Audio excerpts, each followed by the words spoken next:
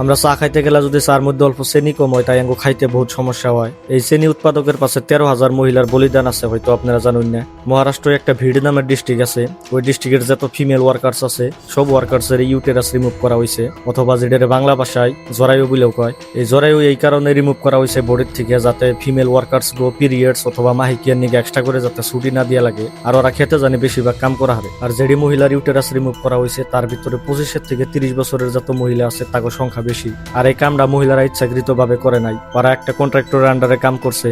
আর মাসে যেই টাইমে ওগো পিরিয়ডস হয়েছে পিরিয়ডস এর নিগে ওরা 2 থেকে 3 দিন ছুটি নিছে, আর ছুটি নিলে ওগো 500 থেকে 1000 টাকা জরিমানা দিয়া লাগছে। অলরেডি এই মহিলারা এতই গরিব যে ওগো 2 বেলা 2 টাইম খাওয়ারও সমর্থ হয় না। এই মহিলারা যেই কুশল ক্ষেতের ওয়ার্কার্স, ওই ক্ষেতের আশেপাশে কোনো ধরনের টয়লেটের ব্যবস্থাও নাই, আর বিশুদ্ধ খাওয়া পানির ব্যবস্থাও নাই। পিরিয়ডস এর টাইমে যে সময় এই মহিলারা লেত্রা কাপড় ইউজ করে, তারপরে ইনফেকশন হয়। ইনফেকশন হওয়ার পরে যে সময় পেট বিষ করে, ওই টাইমে 3 থেকে 4 দিন ছুটি নেয়। আর ওই টাইমে ডক্টর আর কন্ট্রাক্টররা চান্স পায়, তারা মহিলাকে মিছা কথা কয় যেহেতু মহিলারা অশিক্ষিত। আর ইমিডিয়েটলি যদি অপারেশন করে জরায়ু না রিমুভ করা হয় তাহলে বহুত বড় সমস্যা হবো। তারপরে মহিলারা উপায়হীন হইয়া অপারেশন করে আর জরায়ু রিমুভ করে, আর যেই কারণে 20 থেকে 25 বছরের মহিলারা মেনোপজের অবস্থায় চলে যায়। আর এই অবস্থায় ওগো শরীর বহুত দুর্বল হয়ে যায়, আর ওগো হারার যেটা বিষ থাকে ওটা সারা জীবনই থাকে। এই মহিলারা লাস্টে একটা মেশিন হিসাবে থেকে যায়। এই মহিলাকে দেখে মালুম হয় যে আসলে গরিবী মাইসের কি করা হবে। আর এত কিছু হওয়ার পরেও ওই ডক্টর আর কন্ট্রাক্টরের উপরে কোনো ধরনের অ্যাকশন নেওয়া নাই। আপনাকে মতামত কি আপনারা কমেন্টে অবশ্যই জানাবেন।